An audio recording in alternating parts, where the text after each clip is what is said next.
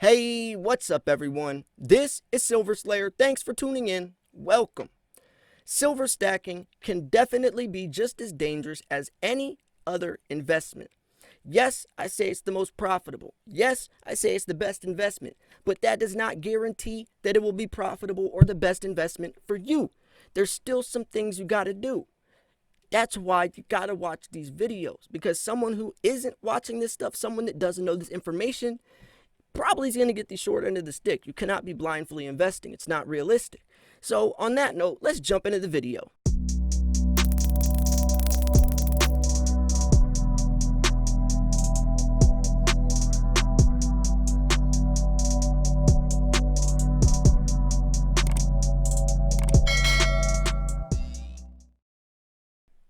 Now, you're probably all wondering what I'm talking about. How silver might not be profitable for you.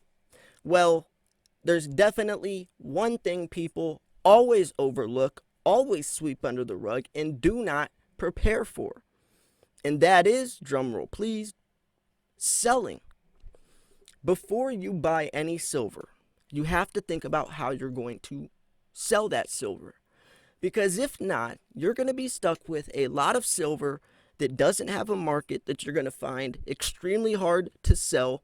And honestly, you might not even be able to break even.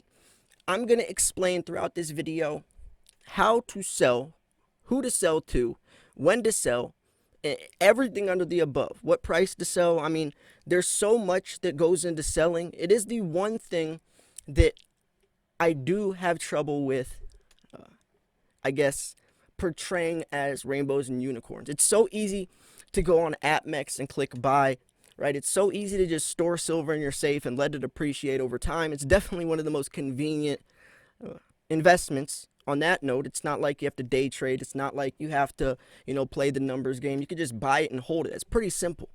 But when it comes to sell, that's where all of the trouble lies. You got to be on your A game. You got to make sure that you understand the markets, because if you sell yourself short or sell at a point that really doesn't make you much money, or you're panic selling, there's so much that goes into selling. And trust me, throughout this video, you're going to see that. I didn't even scrape the surface on all of the different things that you're going to have to take note of. But there's a good thing. You're watching this video, so you're going to definitely be in a better position than someone that doesn't. That's why you got to be tuned in every single day. I'm giving you guys information that you have to know. I'm not going to tell you guys stuff that you don't need to know. I'm not going to talk about stuff you do not need to hear. Everything I say is critical as an investor, and selling is definitely the most important thing as a silver stacker, because I've gotten tons of emails. You don't understand how many emails I've had from people saying, Slayer, I wanted to sell, I wanted to liquidate some of my stack to retire, and man, I wish I would have thought about how I was going to sell this, or thought about my plan earlier, because I'm stuck with all this silver I don't know what to do with. I don't know where to sell it to. Even if I did try to sell it to this place, they're not going to give me the amount I wanted. And, and not only that, this is the worst part. It's a full-time job. So I'm going to give you some tips, some tricks, some strategies to make selling a lot more profitable, a lot less stressful, right? A lot less stressful. And also how to properly, or I guess how to successfully go about your whole liquidation process. It's not realistic to think you're going to go to your local coin shop like the guy on Pawn Stars. Remember, if you've ever watched Pawn Stars, most of you probably have. This guy brings in like this huge box, dumps it on the table, asks Rick, gives him his price, and just cashes out thousands and thousands of dollars profit and just walks out the door. Easy as that. Well, that's not realistic. That's not the reality of what's going to happen in your situation. And if you've been stacking thinking that is the reality, then you're probably in deep doo-doo right now. I'm not trying to say this stuff to scare you. I'm being real. I'm not going to sugarcoat stuff. I'm not going to sit here and portray something that's not true, because then you have you're misinformed, you have an unrealistic expectation, and that's how you're going to be set up for failure. I'm trying to help you guys, not trying to paint a picture of rainbows and unicorns. It's so easy to buy, but it's not so easy to sell. But that's why you're watching this video, and that's why I'm going to help you, right? So do not be worried. As long as you're watching this video, you have nothing to worry about. The people that need to worry are the ones that aren't watching this video. So I'm going to explain a lot. This video is probably going to be pretty long because there's a lot to it. I'm telling you, there's a lot to it. Stay tuned. Take some notes. Grab a piece of paper. Write down all the different points I'm making because we're about to get into some heavy stuff. So, selling. The first thing I tell people is when you're on AppMex and you're scrolling through all these coins you're potentially going to buy, think about how you're going to be able to sell that coin. Then it will give you an idea on if that's the right purchase to make. But when you do think about selling, you got to figure out your time frame. Right? I'm going to try to make this as comprehensible, as easy to understand as possible. So just think about it like this. Every piece of silver you acquire should be based off of your time frame. Are you selling in 15, 20 years like me? Or are you going to sell in 3 to 5 years? That's going to depend upon the type of silver that you're buying. Now, selling is interesting on a couple different notes. I'm going to get straight to the meat and potatoes, and then I'm going to talk about why after. Just because a lot of people probably don't want to sit through this video. The whole video, I hope you do, because I'm going to talk about some important things. Here's why. One is it's hard to tell when the top is for you to get the most money. For example, silver could be $50 next year, and you cash out, sell all your silver. But what happens if in 7, 8, 9 years, silver gets to 100, 150? If you would have waited a little longer, you could have made a lot more money. So it's hard to tell when the top is. 2, you have to be patient. 3, selling is a full-time job. And I say it like this. Your coin shop, your local coin shop, is only going to give you bullion, or this is the spot price of bullion. What, Slayer? But what if it's not a bullion coin? Unfortunately, he's still going to give you the spot price as bullion. If you take a panda into your local coin shop, he's going to look at that silver ounce and say, that's 1 ounce of silver. I'm going to pay you the spot price. And then you'd probably tell him, well, this coin is worth X amount of dollars online. This coin is so much rarer than an American Eagle. The design change is so much more collectible. And he's going to look at you and say, I don't care how pretty that coin looks. I don't care how many are made. I'm buying that coin for the metal content inside of it, not about how fancy the coin is. And that's really how local coin shops work. So, knowing that, you don't sell high premium silver to your local coin shop.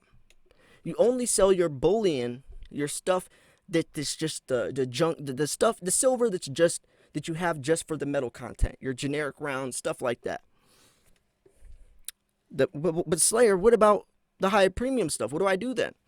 You're going to have to sell it online. You're going to have to sell it on eBay. But think about this. Realistically, think about this. And this is where that email, this guy told me his main problem was. Think about how long, how time consuming this is going to be.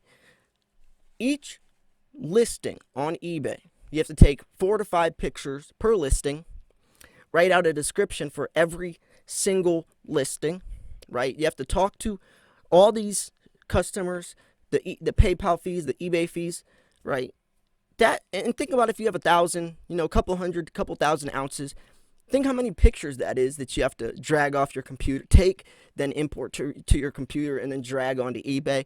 Think how many descriptions you're going to have to write out for thousands of ounces. Because if you have 1,000 ounces, and let's say you're selling, it's a lot of work. That's around 5,000 pictures. 1,000 ounces, 4 to 5 pictures per listing. That's a lot of work. And not only that, you have to build a reputation, because if you just listed all your silver on eBay at once and you've never sold a single coin, do you think someone's going to come to your page and trust that your silver's real if you have no seller ratings? Would you go to some eBay page that this person just made a new account and has silver? No, you got to build a reputation. So what I recommend, and now I'm gonna start, since I kind of went into that, and I'm gonna break down all this to help you guys. But here's the thing: anytime you're a customer, or anytime you're a buyer, you have to think about the potential customer. Think about, if you're gonna make a decision, how your potential customer would feel, right? You kind of got to put yourself in their shoes to see if you're doing it the proper way. Because a lot of people just, they don't think about that. They just, list a coin for way too high and expect someone to buy it. And it's like, you got to be realistic with yourself and think about the potential buyer. Plus, there's competition as well. So let's get into this stuff. The biggest problem is probably the eBay thing. So I'm going to start there. I recommend make an eBay page right now, because you're gonna have to turn yourself into a business, right? Go to your local coin shop, pick their brain, because their business of selling precious metals is what you're gonna have to also do one day. It might not be for a while, but one day you're gonna have to turn your stack into a business. You're gonna have to figure out what silver you're gonna sell first. You're gonna have to, it's not all like I say, rainbows and unicorns. You're gonna have to really turn yourself into a small business, and that's probably gonna be from eBay if you want the most money. So start selling, set up your eBay page, start selling ounces every couple months. Even if you're gonna sell in like 10 years, sell just an ounce or two every couple months on there, so by the time you're ready to sell the majority of your stack, you have a reputation built. See, people like me, it's going to be pretty dang easy because I have a large audience, so I can network. And that's also something you can do. Go to the silver forum, start networking with people, start trading on there. I mean, there's ways to go around this, and use your resources. Use your resources. And think about someone who doesn't watch YouTube videos, that doesn't join the silver forum.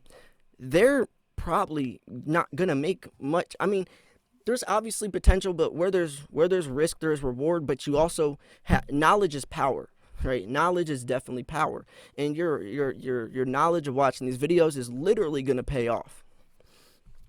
Now, with that said, we talked about how to profit on eBay.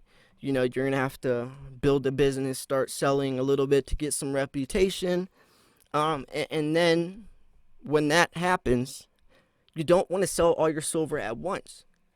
Now, not talking about selling an ounce every 3 months, but when you are looking to sell the majority of your stack, you need to have an emergency silver stack. What silver are you going to sell first? What silver would you sell if a bill came up, that you needed to pay real quick, if maybe your finances are low, or maybe you're paying off medical bills and don't have much money, and then your car breaks down or something? What silver would you sell first? Because if you don't think about that, then you might impulsively sell silver that doesn't need to be sold yet. So I always say that. A lot of people don't need that, but it's always a good thing to have. I have my emergency silver stack. We're just some emergency silver. If I did sell it, I don't care as much, right? Because that could definitely be a dangerous situation. So now we're talking about emergency silver stashes. Now we can get more into the nitty gritty, right? The nitty gritty of things. So let's say that you're looking to sell the majority of your stack, and silver is very volatile.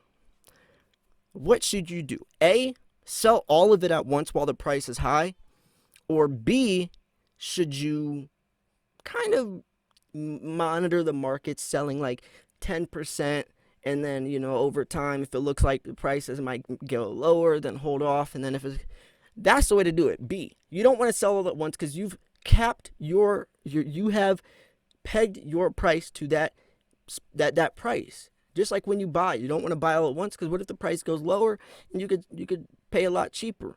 Just that, the same thing goes for selling. You don't want to cap your price, your silver at what price. So you also have to do this. Say, I'm not going to buy above X amount of dollars, and I'm not going to sell below X amount of dollars, right? That's definitely what you need to do as a safety net. So anyways, this video is getting pretty long, so I'm going to try to wrap it up here. If you did think this video was educational, informational, at least entertaining, make sure to smash the like button. I make videos like this all the time. I'm always covering what's happening in the precious metals world, why the markets are acting the way they are, and what you should do about it, most importantly. So make sure to be subscribed, not for my sake, for yours. Thanks for tuning in. This was Silver Slayer. I'll see you guys soon. Peace.